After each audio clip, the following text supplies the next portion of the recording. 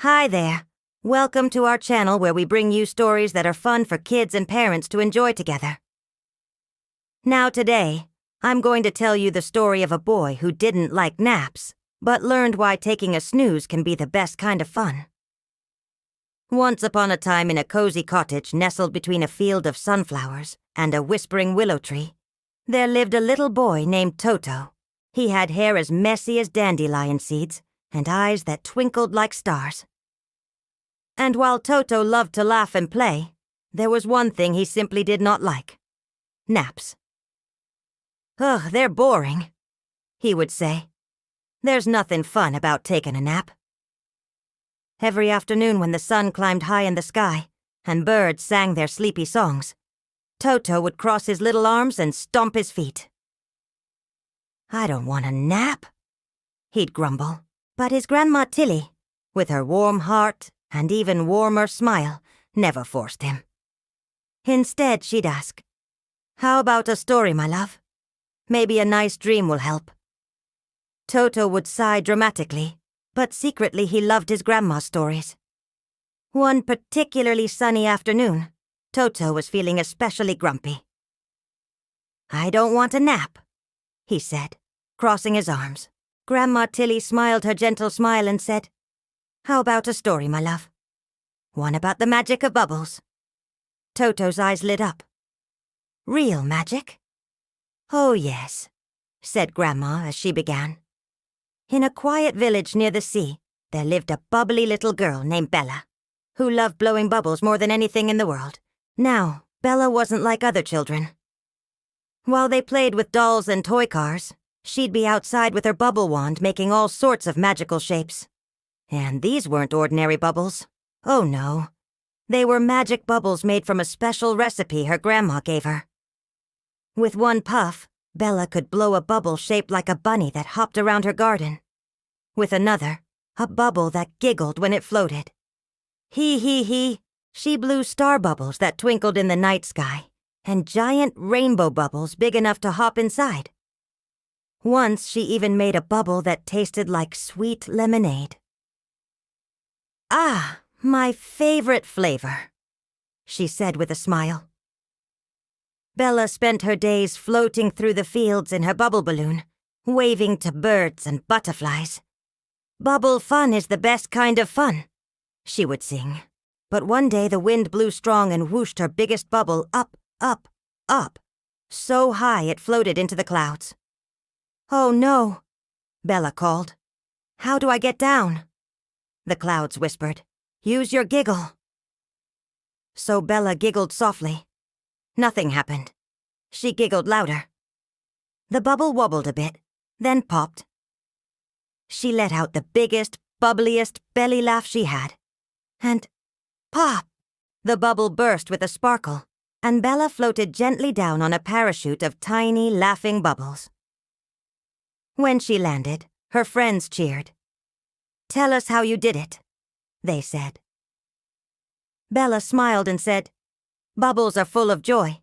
If you ever feel stuck, just laugh and float your worries away." And so whenever Bella felt sad or scared, she would blow a bubble and laugh until her tummy hurt. And because her laughter was full of joy, every bubble she blew became something wonderful.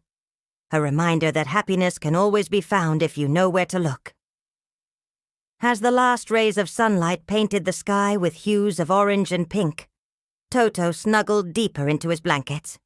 His eyelids grew heavy as his grandma's voice echoed in his ears. "A nice dream will help." Toto yawned and whispered, "Did Bella ever blow more bubbles?" "Oh yes," said Grandma as she tucked him in tighter. "But only after a good nap." Toto mumbled, "A nap," and closed his eyes, dreaming of floating on rainbow bubbles high above the world. The next morning, Toto woke up feeling as refreshed as a raindrop on a thirsty flower. The sun streamed through his window, painting playful patterns on his bed. Stretching, he jumped out of bed and ran to his grandma. "More bubbles," he said excitedly. Surprised by Toto's sudden energy, Tilly chuckled and ruffled his hair. "Why, yes, my love. Let's go." Hand in hand, they went to the garden. Tilly handed Toto a small bottle filled with a shimmering blue liquid and a wand that sparkled like 1,000 tiny rainbows. Remember the magic, my love. It's all in the joy you put into it. With a mischievous grin, Toto closed his eyes, took a deep breath, and blew. At first, nothing happened. He tried again, this time with a giggle. Out popped a bubble shaped like a butterfly that fluttered around his head. "It's working!" he shouted, laughing. For hours they played in the garden, creating bubbles full of joy.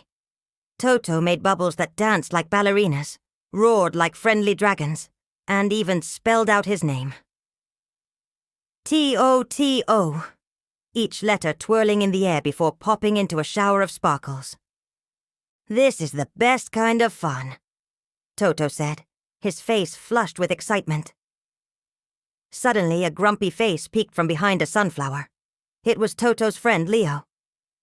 "What are you doing having all the fun?" he asked crossly. Toto waved his wand. "Want to make a bubble with me?" Leo hesitated, then a small smile touched his lips. "Okay," he said softly. Together they blew a bubble that soared high above the garden wall, carrying with it the promise of friendship and laughter. As the sun dipped below the horizon, casting long shadows across the land, Toto and Leo sat side by side, their bellies aching from laughter. "I had so much fun," Leo said, his earlier grumpiness forgotten. "Me too," Toto replied. "But now I'm tired."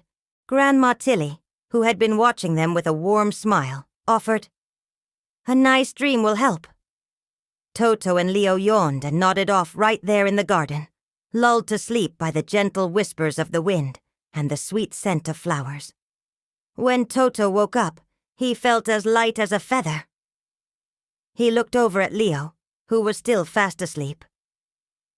"Time for home," he whispered, gently nudging his friend awake. As they walked back, their steps were lighter, and their laughter echoed in the twilight. "Taking a nap isn't boring after all," Toto said with a wink. "Making bubbles and having fun. Now that's the best kind of fun." From that day on, whenever Toto felt grumpy or bored, he would grab his bubble wand and make something magical. He learned that sometimes the best kind of fun is the kind that makes you laugh until your tummy hurts. And while naps might seem boring at first, they can lead to the most wonderful adventures. The end. Thank you for watching. If you enjoyed this story, give it a thumbs up and share it with your friends and family. And if you haven't already, subscribe to our channel to get notified when we publish new stories. You can also listen to our audio podcast by searching for our channel on your favorite podcast platforms. We wish you happy dreaming and wonderful adventures wherever you may be. Thank you for watching.